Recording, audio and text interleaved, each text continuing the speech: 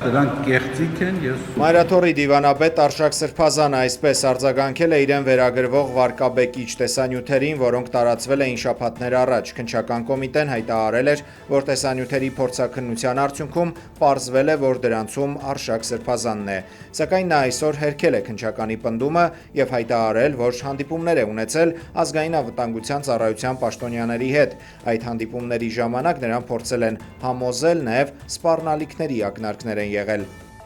Քանի անգամ հանդիպումներ եմ ունեցել ազգային անվտանգության ծառայության տարբեր պաշտոնյաների հետ։ Ես անունները չեմ ցանկանում նշել։ Իհարկե հանդիպումների ընթացքում իրենք հնարավորություն են ունեցել իրենց դիրքորոշումները արտահայտել, ես իմ դիրքորոշումներն եմ արտահայտել։ Իհարկե տարբեր տեսակի պնդումներ են եղել, համոզումներ են եղել։ Իհարկե ակնարկներ եղել են որոշակի գործողություններ իրականացնելու, բայց ես ձեզ ասեմ, դժվարանում եմ ասել, մեղքը չառնեմ ուրիշների։ Դժվարանում եմ ասել, ակնարկներ եղել են, բայց շատ որոշապես հասկանալի դարձել է, որ թողարկվածների մեծամտության համար, եթե այդպես կընկալվի, որ ես այն անձը չեմ, որի նկատմամբ սպառնալիքներով, վախի ներշնչմամբ, ահաբեկչությամբ հնարավոր է հասնել այնպիսի գործողությունների, որոնք չեն բխում իմ համոզումներից։ Հայաստանի վարչապետի մասնակցությամբ Կիրակնորյա պատարագը նորից ուղեկցվել է սկանդալով։ Երևանի Սուրբ Սարգիս եկեղեցում նույնպես պատարագ մատուցող քահանան խմբագրել է աղոթքի տեքստն ու չի տվել վեհապարի անունը։ Փոխարենը հավաքված հավատացյալներն են բարձրաձայն հնչեցրել ամենայն հայոց կաթողիկոսի անունը։ Անվտանգության աշխատակիցները երկու երիտասարդների դուրս են բերել եկեղեցուց, ուժով նստեցրել ոստիկանական մեքենան։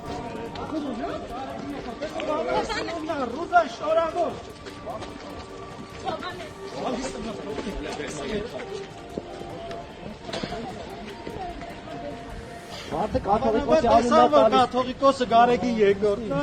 Կաթողիկոսը, բայց քեք սպասում գլխի։ Ուշտիգարով գլուխ է որ չծայ ենթարկում, ի՞նչ հայ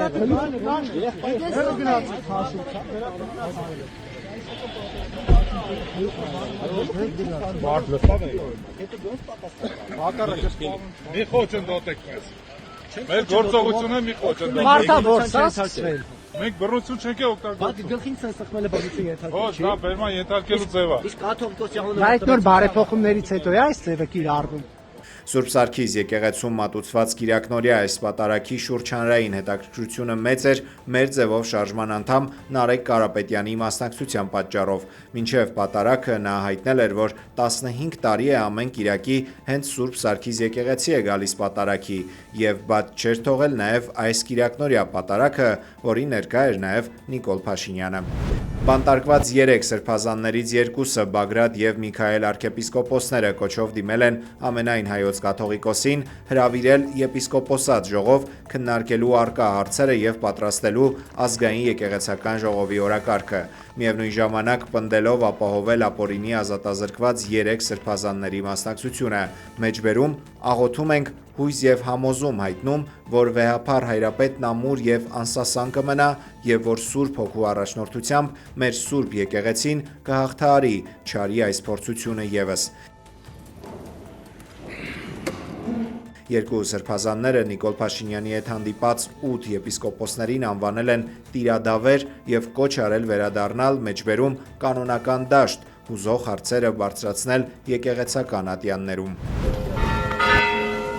Հռոմի Պապը Ստամբուլ այցի ժամանակ հայ առաքելական եկեղեցում մասնակցել է պատարագի եւ իր ողջույնն ուղարկել ամենայն հայոց կաթողիկոսին։ Լևոն 14-րդը ասել է, որ հայ ժողովուրդը Աստծուն քաջարի քրիստոնեական վկայության համար պատմության ամբողջ ընթացքում հաճախ ողբերգական պայմաններում է հայտնվել։ Նա հիշեցրել է, որ Հռոմի Պապի եւ Արևելյան ուղղափառ եկեղեցու պատրիարքի միջև առաջին համատեղ հռչակագիրը ստորագրվել է 1970 թվականի մայիսին Պողոս 6-րդ Պապի եւ Վազգեն I-ի միջև։ Հռոմի Պապը Թուրքիայից մեկնել է Լիբանան, այդ երկրի համար խիստ անորոշ ու վտանգավոր մի պահի, երբ գրեթե ամենօրյա ռեժիմով իսրայելական հարվածներ են հասցվում, ինչպես պնդում է Թել Ավիվը, Համաս շարժման դիրքերին։ Լևոն 14-րդը Լիբանան այցով կատարում է իր նախորդի Ֆրանցիսկոս Պապի խոստումը, որը տարիներ շարունակ ցանկանում էր այցելել, սակայն առողջության վատթարացման պատճառով չէր կարողանում։ Սննդի անվտանգության տեսչական մարմնի մամուլի ծառայությունից հայտնում են, որ Արզնի կաթնամթերք ՍՊԻ-ին պատկանող կաթնամթերքի արտադրամասում վտանգավոր սննդամթերք է արտադրվում։ Լաբորատոր հետազոտության արդյունքում պարզվել է, որ արտադրանքի մեծ մասում առկա են մանրէներ եւ արտադրանքը ցուցանիշներով չի համապատասխանում Մաքսային միության տեխնիկական կանոնակարգերով սահմանված պահանջներին, ասված է հաղորդագրությունում։ Անտառային հրդեհներ են օկուպացված Արցախում, կրակը երևում է մի քանի տասնյակ կիլոմետր հեռավորությունից, լրատվամիջոցները հայտնում են, որ Քարվաճառում բռնկված հրդեհը տարածվել է դեպի Քաշաթաղ։ ԵԱՀԿ-ն ավարտել է Մինսկի գործընթացի եւ դրա հետ կապված կառույցների փակումը, նշվում է կառույցի հայտարարությունում։ Դեռ 2025 թվականի սեպտեմբերի 1-ին խորհուրդը որոշում էր կայացրել դադարեցնել ԵԱՀԿ Մինսկի գործընթացը եւ դրա հետ կապված կառույցները Հայաստանի եւ Ադրբեջանի կողմից Ֆինլանդիայի նախագահությանն ուղղված համատեղ դիմումից հետո։ Կառավարությունը պատրաստվում է ընտանիքում ծնվող յուրաքանչյուր երեխայի համար միանվագ նպաստը դարձնել կես միլիոն դրամ, անկախ ընտանիքում ծնունդի քանակից։ Զուգահեռաբար կառավարությունը նախատեսում է նաև երրորդ եւ յուրաքանչյուր հաջորդ երեխայի համար մինչև նրա 6 տարին լրանալ է տրամադրել ամսական 50,000 դրամ նպաստ։ Ձմռան առաջին 3 օրերին Հայաստանի առանձին շրջաններում սպասվում են թույլ տեղումներ, լեռնային շրջաններում ձյուն եւ ձնախառն անձրև, հովտային շրջաններում անձրև։ Ֆլորիդայում հանդիպել են ամերիկյան եւ ուկրաինական պատվիրակությունները։ Մի քանի ժամ տևած բանակցությունները կենտրոնացած էր հակամարտության դադարեցման ուղիների, տնտեսական եւ անվտանգության հարցերի երկարաժամկետ լուծումների, Ուկրաինայում ընտրություններ անցկացնելու հեռանկարների եւ տարածքային հարցերի վրա։ Քննարկումների ընթացքում խոսվել է նաև Կիևի անվտանգության երաշխիքների մասին։ Ուկրաինան չի հրաժարվի ՆԱՏՕ-ին անդամակցությունից, այն ամրագրված է երկրի սահմանադրությամբ, իսկ դրա փոփոխությունը հանուն խաղաղության համաձայնագրի կնքման վատ նախադեպ է, ասել են ուկրաինական պատվիրակության ներկայացուցիչները։ Բանակցային գործընթացը տեղի է ունենում ուկրաինական պատվիրակության կազմի կտրուկ փոփոխությունների ֆոնին։ Այն Ֆլորիդայում գլխավորում է Ուկրաինայի ազգային անվտանգության եւ պաշտպանության խորհրդի քարտուղար գլխավոր բանակցող Ռուստեմ Ումերովը։ Նա փոխարինել է նախագահի աշխատակազմի ղեկավար Անդրեյ Երմակին, որը օրեր առաջ հրաժարական էր ներկայացրել երկրում ծագած կոռուպցիոն սկանդալի պատճառով։ Հանդիպումից հետո ԱՄՆ պետքարտուղար Մարկո Ռուբիոն հայտարարել է, որ բանակցությունները կառուցողական են եղել, բայց դեռ շատ աշխատանք կա անելու։ Նրա խոսքով ԱՄՆ-ն լավատեսորեն է տրամադրված խաղաղ կարգավորման հարցում։ Հանդիպումից հետո պարզ է դարձել, որ Միացյալ Նահանգների նախագահ Դոնալդ Թրամփի հատուկ ներկայացուցիչ Սթիվեն Ուիթքոֆը եւ Ջարեդ Քուշները կմեկնեն Մոսկվա։ Սպիտակ տան ղեկավար Դոնալդ Թրամփը լրագրողների հետ զրույցում հայտնել է, որ խաղաղության հարցում իրենք լավ ցուցանիշներ են գրանցել եւ հնարավոր է, որ շուտով հակամարտությունը դադարի։ Ռուսաստանի վրա նույնպես պետք է ճնշում գործադրվի բանակի կրճատման հարցում, հայտարարել է Եվրախորհրդարանի արտգործնախարար Կայա Կալասը։ Մենք ճիշտ չենք համարում միջամտել ինքնիշխան պետությունների որոշումներին նրանց բանակների չափերի վերաբերյալ, բայց եթե ճնշում գործադրվի ուկրաինական բանակի վրա, այն պետք է գործադրվի նաև ռուսական կողմի վրա, ասել է նա։ Դիվանագետը նաև նշել է, որ իրենք Ռուսաստանի դեմ նոր ճնշումներ կսահմանեն։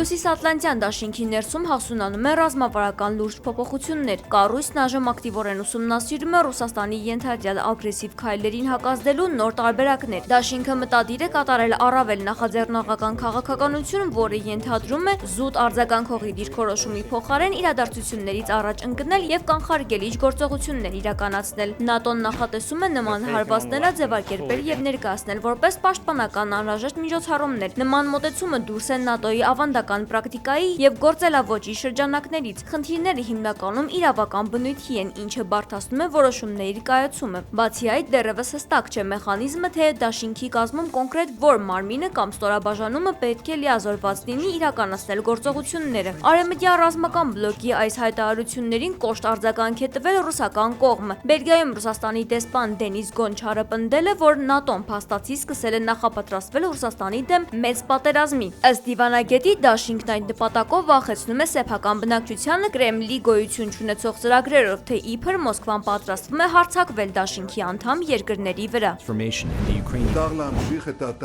Իսրայելի վարչապետ Բենյամին Նեթանյահուն իր նկատմամբ շարունակվող դատական գործընթացների ֆոնին նախագահականներում ստանալու պաշտոնական խնդրանք է ներկայացրել երկրի նախագահ Իսահակ Հերցոգին։ Ավելի վաղ ԱՄՆ-ի նախագահ Դոնալդ Թրամփը նամակ էր հղել Իսրայելի նախագահին, կոչ անելով դադարեցնել Նեթանյահուի դեմ քրեական հետապնդումը եւ ներում շնորհել վարչապետին։